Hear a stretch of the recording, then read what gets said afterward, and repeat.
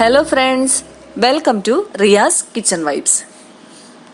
ഇന്ന് ഞാനിവിടെ തയ്യാറാക്കാൻ പോകുന്നത് ഒരു നാടൻ ചിക്കൻ കറിയാണ്. വളരെ ടേസ്റ്റി ആയിട്ടുള്ള ഈ ചിക്കൻ കറി എങ്ങനെ എളുപ്പത്തിൽ തയ്യാറാക്കി എടുക്കാമെന്ന് നമുക്ക് നോക്കാം.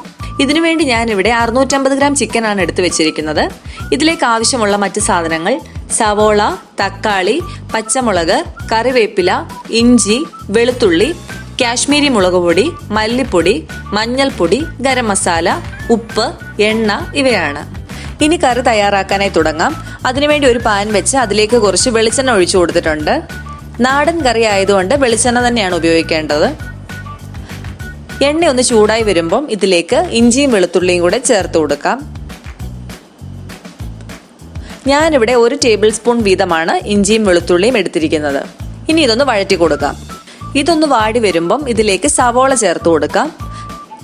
ഇവിടെ ഞാൻ 2 വലിയ സവോളയാണ് എടുത്തിരിക്കുന്നത്. സവോള ചേർക്കുന്നതിനനുസരിച്ചാണ് ഗ്രേവിയുടെ തിക്നെസ് വരുന്നത്. അതുകൊണ്ട് നിങ്ങൾക്ക് ഇഷ്ടമുണ്ടെങ്കിൽ ഒരു സവോളയും കൂടെ വേണമെങ്കിൽ ചേർത്ത് കൊടുക്കാം. ഇതിലേക്ക് കറിവേപ്പിലയും പച്ചമുളകും കൂടെ ചേർത്തിട്ടുണ്ട്. നന്നായിട്ടൊന്ന് വഴറ്റിയെടുക്കണം. ആവശ്യത്തിനുള്ള ഉപ്പ് കൂടെ ചേർത്ത് കൊടുക്കാം.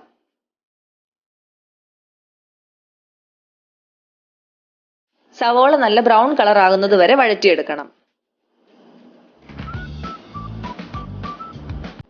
ഇപ്പൊ സവോള ഏകദേശമൊക്കെ ആയി വന്നിട്ടുണ്ട്. ഇനി ഇതിലേക്ക് തക്കാളി ചേർത്ത് കൊടുക്കാം. ഒരു ഇടത്തരം തക്കാളിയാണ് ഇവിടെ ചേർത്തിരിക്കുന്നത്. ഇനി ഇതൊന്ന് മൂടി വെച്ച് വേവിച്ചെടുക്കാം.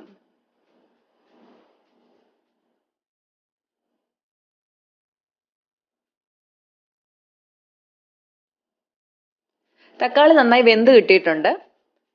ഉടയാതെ കഷ്ണങ്ങൾ കിടപ്പുണ്ടെങ്കിൽ ചെറുതായിട്ടൊന്ന് ഉടച്ചു കൊടുക്കാം.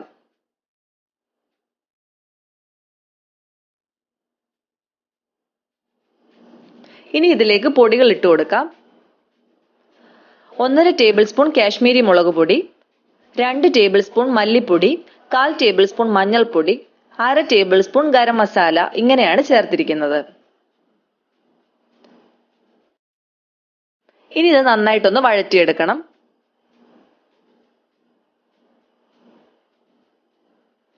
ഇപ്പൊ മസാല റെഡിയായി വന്നിട്ടുണ്ട്. ഇനി ഇതിലേക്ക് ചിക്കന്റെ കഷ്ണങ്ങൾ ഇട്ട് കൊടുക്കാം.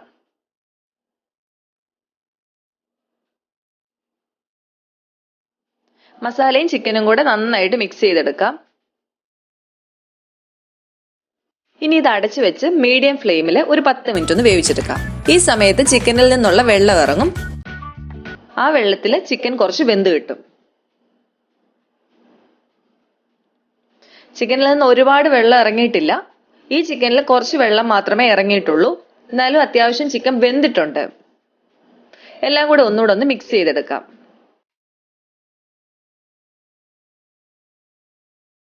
ഇനി ഇതിലേക്ക് ആവശ്യമായ വെള്ളം ചേർത്ത് കൊടുക്കാം.